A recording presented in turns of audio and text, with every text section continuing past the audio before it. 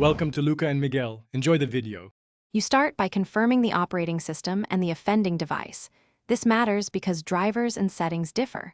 Open Settings or System Preferences now and go straight to mouse, keyboard, or sound controls. Once done, disconnect any extra mice or USB hubs to isolate the behavior. Make sure to test with a single, primary mouse. This tells you if the issue is global or device-specific.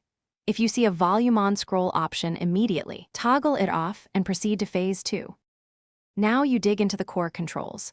Check app-level hotkeys, accessibility shortcuts, and any vendor utilities like Logitech options or Razer Synapse.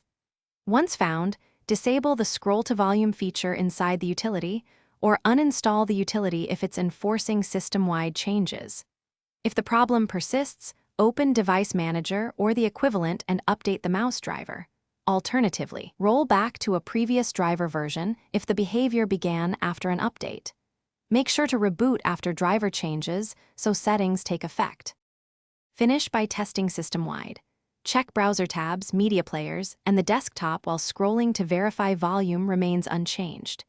If your OS lacks a native control, install a trusted remapping tool and explicitly map wheel to scroll, not volume. Once verified, create a restore point or export settings so you can revert.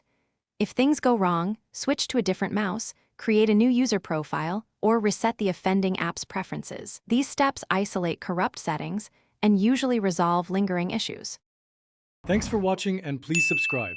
It's the best investment you'll ever make.